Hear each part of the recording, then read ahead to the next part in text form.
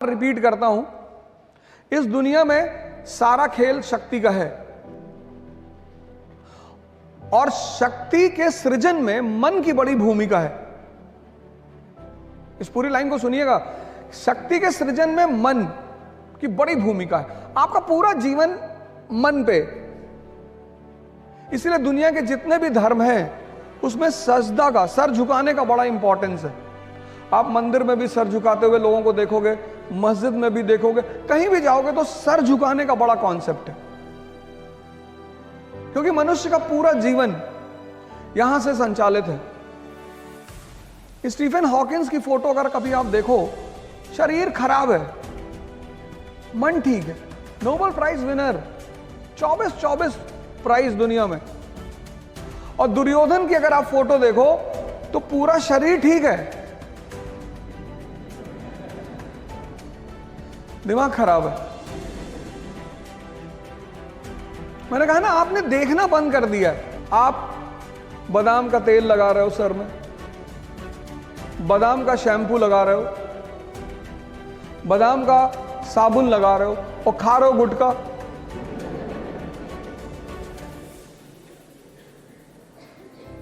आप सोच के देखो, आप बस सोचो कि आप 21 साल के नवयुवक हैं, इतने अच्छे कॉलेज में पढ़ रहे हैं, आप स्कूल जा रहे हैं, पढ़ने जा रहे हैं, और आप सोचिए कि उन पैकेटों पे, उनकी हिम्मत देखिए, उन पैकेटों पे उन्होंने फोटो बना दी है कैंसर के पेशेंट की। आप उनकी ताकत देखिए कि आपको वो कितना मूर्ख समझते हैं कि मरा हुआ दिमाग है तुम्हारा। आज अगर आप, तो मुझे नहीं लगता आप में से कोई खाता होगा, लेकिन मान लीजिए अगर कोई खाता हो तो आज आप 1 मिनट उस पैकेट को देखिएगा जहां वो फोटो बना है। बस आप गौर से एक बार उसे देखिएगा। तो जब सारा संचालन मन से होगा, सारा, तो शरीर से ज्यादा किस पे ध्यान दिया जाना चाहिए? मन पे। स्वामी विवेकानंद गए यूरोप, अमेरिका, कोई टाई नहीं, कोई सूट नहीं, कुछ नहीं, कितना सम्मान हुआ। तो वो सम्मान किसका था? ज्ञान का। आज डॉक्टर अंबेडकर भगवान के समान इस देश में हैं, वो सम्मान किसका है? उनके ज्ञान का। किसने उन्हें इतना ताकतवर बनाया? ज्ञान ने। कभी आपको मौका लगे, आप डॉक्टर अंबेडकर की एक किताब जरूर पढ़ना, कंपलसरी पढ़ना। मतलब 2 किताबें तो आपको पढ़नी चाहिए। एक एपीजे कलाम की इग्नाइटेड माइंड्स पढ़नी ही चाहिए आपको। आपको पता चलेगा कि यूथ को क्या क्या कर, उसमें 13 चैप्टर हैं, और वो 13 चैप्टर नहीं है, वो 13 नियम है। जैसे पहला चैप्टर में उन्होंने ड्रीम पे चर्चा की है, सपने पे, कि हर व्यक्ति को सपना देखना चाहिए। तो अंबेडकर की एक किताब है, डॉक्टर अंबेडकर की, Buddha and his gospel, Buddha और उनके उपदेश। प्लीज आप कम से कम जीवन में ये 2 किताब जरूर पढ़ी, एक इग्नाइटेड माइंड्स और एक बुद्धा एंड हिज गॉस्पेल। और इन दोनों किताबों का जो एसेंस है, सार, वो यही है कि व्यक्ति को सबसे ज्यादा काम अपने मन पे करना चाहिए। 5 साल से 15 साल तक आपके सामने कोई चुनौती नहीं थी। आप देखो, घर में कभी कभी डेथ हो जाती है और सारे रिश्तेदार आ जाते हैं और उनके बच्चे आ जाते हैं, तो वो बच्चे खेलते हैं वहां आपस में, उन्हें नहीं पता होता कि क्या हो गया। मतलब किसी की डेड बॉडी घर में पड़ी और बच्चे खेल रहे हैं। 15 साल के बाद आपकी जीवन में, हमारे जीवन में एक चीज शुरू होती है, उस चीज का नाम है चुनौती, चैलेंज। तभी तो रश्मि रथ में एक स्टैंजा है पूरा, आप सबको वो पढ़नी चाहिए। आप राजा बनना चाहते हैं, आप कुछ बड़ा करना चाहते हैं दुनिया में, तो रश्मि रथ की वो लाइनें इतनी कीमती हैं। वसुधा का नेता कौन हुआ? वसुधा मतलब धरती, इसका नेता कौन हुआ? भूखंड विजेता कौन हुआ? सिकंदर की बात हो रही है। अतुलित यश क्रेता कौन हुआ? भगवान श्री कृष्ण। नवधर्म प्रणेता कौन हुआ? भगवान बुद्ध। अब सोचिए, कवि खुद सवाल कर रहा है, वसुधा का नेता कौन हुआ? Question mark. भूखंड विजेता कौन हुआ? Question mark. अतुलित यश क्रेता कौन हुआ? Question mark. नवधर्म प्रणेता? Question mark. कवि क्वेश्चन कर रहा है, जो आपका क्वेश्चन है उसको वो कर रहा है। जिसने ना कभी आराम किया, विघ्नों में रहकर काम किया। विघ्न मतलब चैलेंज, जिससे आप भाग रहे हो। और आप भाग क्यों रहे हो?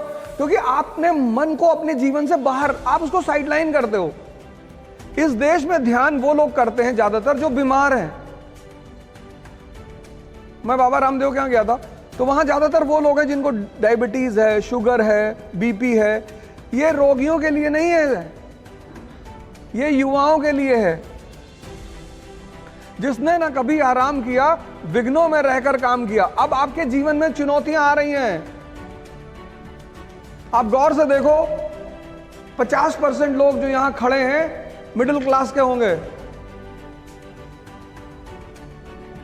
अगर बहनें हैं घर में तो उनका विवाह करना है, आपको नौकरी लेनी है। अब आप गौर करो, एक बहुत भयंकर चीज आपके जीवन में आनी शुरू हो चुकी है, चुनौती। जिसने ना कभी आराम किया, विघ्नों में रहकर काम किया। जीवन में विघ्न जब आते हैं, सोते से हमें जगाते हैं।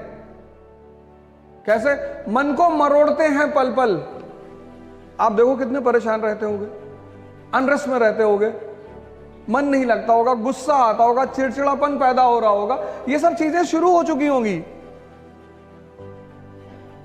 अगर आप अपने जीवन को इंट्रोस्पेक्ट अभी करो, ये वही दौर है आपका, सब इससे गुजरते हैं। मन को मरोड़ते हैं पल पल। आप सोचो, जब आप 4-5 लोग रहते हो तो आप रिलैक्स रहते हो। जैसे आप अकेले होते होगे, आपको बेचैनी शुरू हो जाती होगी। ये चीज इस यहां जितने लोग खड़े उसमें से 80% को होता होगा, गारंटी। आपको बेचैनी, आप चाहते हो कि बाहर निकल जाएं, अकेले ना रहें, नींद रात में नहीं आएगी। तो आप कहोगे कि रात भर मैं पढ़ता हूं। जब पलटते पलटते थक जाते होगे तब सुबह नींद आती होगी। मन को मरोड़ते हैं पल पल, तन को। कहीं बीमारी हो गई, कहीं पेट में दर्द हो गया, किसी को माइग्रेन होगा। आजकल के सबसे बड़ा रोग माइग्रेन है। माइग्रेन इसीलिए कि सपने भी बड़े हैं और चुनौतियां भी बड़ी हैं, और दोनों में लड़ाई चल रही है। ध्यान मतलब देखना, अपने आप को देखना। उसमें एक प्रक्रिया है। भारत में बड़े सारे सेंटर्स हैं, विपासना के सेंटर्स हैं। बुद्ध ने ये खोज की थी, इस विधि की, विपासना की। विपासना का मतलब होता है आन-पान सत्ती, अपने आप सांसों को आते जाते हुए देखना। आप जब भी परेशान हो, इस ट्रिक को लगाइएगा, अपनी सांसों को देखिएगा। आपका मन क्या है ये आपको नहीं पता, विचार कहां से आते हैं ये आपको नहीं पता, और विचार कौन से आएंगे ये भी आपको नहीं पता। मैं क्लास ले रहा था अर्ली इन द मॉर्निंग 8 बजे। एक लड़का आगे ही बैठा था और 700-800 की क्लास थी। तो कुछ देर बाद वो बाहर निकला, फिर आ गया। तो ऐसा होता रहता है, लड़के जाते रहते आते रहते, वो कोई दिक्कत नहीं है। फिर 15 मिनट बाद वो फिर बाहर निकल गया। तो मुझे लगा इसका शायद तबीयत खराब होगी, फिर आगे बैठा। फिर तीसरी बार जब वो उठा तो मैंने उसे रोका। मैंने कहा, क्या हो रहा है? कह रहा, सर मुझे बार बार लग रहा है कि भूकंप आ रहा है। ये तुम्हारा मन ही तो है, विचार फेंक देता। तुम बैठे हो और विचार कब फेंकेगा? जब पढ़ने बैठोगे तब। तुम पूरे दिन घूमो, ये तुमसे कुछ नहीं कहेगा। जैसे तुमने किताब खोली, एक विचार फेंक देगा। सीतापुर वाली बुआ पापा से मकान में हिस्सा मांग रही।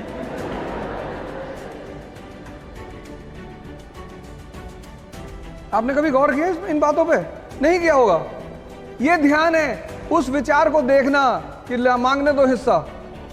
मुझे पढ़ना है, IAS बनना है, डॉक्टर बनना है, इंजीनियर बनना है, विधायक भी बनना है, सब आईएएस ही बन रहे हैं, विधायक कोई बनने को तैयार नहीं, सांसद भी बनना है, और फिर बुआ जी का मकान कब्जा करना है।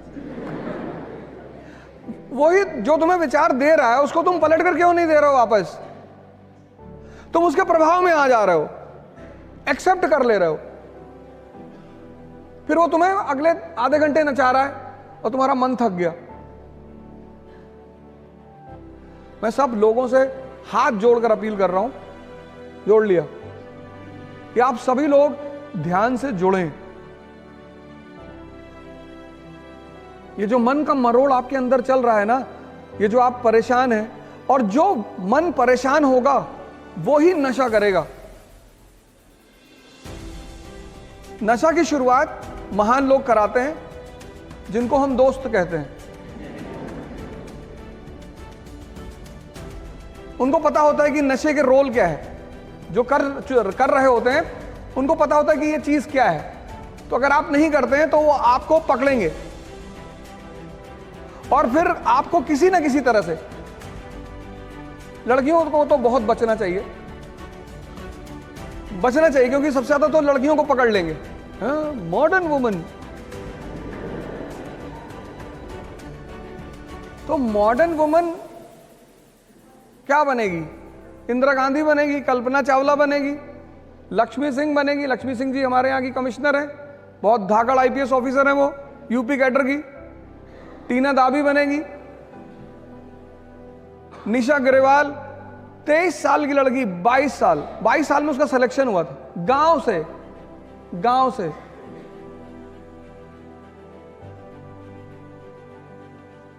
51 रैंक आईएएस में, बिहार कैडर, वैशाली की एसडीएम। और लड़कियों को तो सबसे ज्यादा मेहनत करना है, क्योंकि जितना सम्मान और जितना प्रेम आपको पिता आपका देगा, उतना शायद हमारा समाज है, समाज की कुछ लक्षण है। हमारे यहाँ समाज में बहू से बड़ी एक्सपेक्टेशन होती है।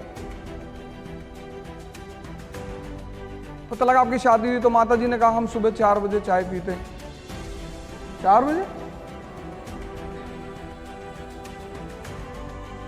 लड़कियों को तो सबसे ज्यादा, खासकर जो मिडिल क्लास के हैं, उनको अपने ऊपर सबसे ज्यादा, लड़कों का तो इसलिए, मैं लड़कों को बुरा मानने की जरूरत नहीं है, मैं बार बार इसको बोलता भी हूं, किसी भी समाज, किसी भी देश, किसी भी परिवार की जो ताकत है वो उसकी स्त्री पर ही डिपेंड करता है। हेलो बेटा। हेलो सर, मैं अंकल सिंह एंड एक्चुअली मुझे परेड में जाना है, इसलिए मैं प्लीज बेटा प्लीज। थैंक यू सर, एक फोटो ले लूं? ले लो, ये देखो ताकत।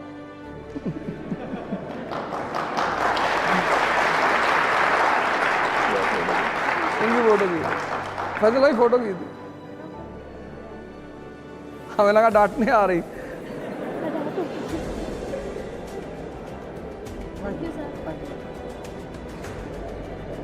पहली बार हुआ है।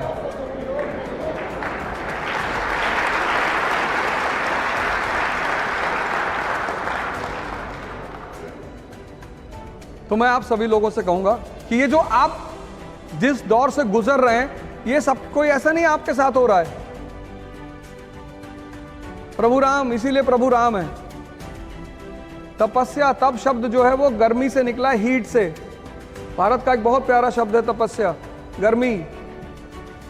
हम जब पढ़ना शुरू किए तो हमें तो कुछ नहीं आता था, और चले गए आईएएस की तैयारी करने, और पहले दिन इकोनॉमी की क्लास, और जो टीचर पढ़ा रहा था दुनिया के बेहतरीन टीचरों में से एक, और वो समझा रहे थे जीडीपी रोलिंग एंड दिस। हमें लगा ये क्या बता रहे भैया। और मैं देखा क्लास में सारे लड़के एकदम तन के बैठे हुए, हिंदू न्यूज़पेपर लिए हुए, और वापस भाग भी नहीं सकते थे। मोहल्ले में सबको बता के आए थे कि भैया आईएएस की तैयारी करने जा रहे हैं। अब अगर भाग जाते तो बड़ी बेइज्जती होती कि ये कमिश्नर साहब। तो फिर जो कोचिंग का मैनेजमेंट जिसके हाथ में था, बॉस था, मैं उनसे मिलने गया। मैंने कहा सर हमको कुछ नहीं आता। बोले बहुत अच्छा, यहां किसी को कुछ नहीं आता। मैंने जब कोचिंग खोली थी तो मुझे भी नहीं आता था। पर आना चाहिए। मैंने कहा जी सर कैसे? तो बोले बेसिक्स से शुरुआत करो।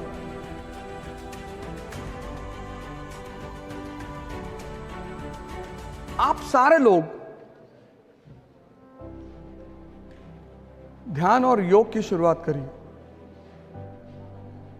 यह रिक्वेस्ट है मेरा आपसे, क्योंकि चुनौतियों से तभी लड़ पाओगे जब तुम्हारे अंदर ताकत होगी। मोटिवेशन एक उधार की चीज है जो मजदूरों के लिए होती है। इस बात को डायरी में लिख लो। यह मोटिवेशन की कहानी किसने शुरू की थी? वो फोर्ड ने। अमेरिका का व्यापारी बिजनेसमैन फोर्ड, उसको पता चला कि मजदूर ज्यादा काम नहीं कर रहे हैं, तो उसने कहा इनको मोटिवेट करो। Motivation is for workers, not for Kings.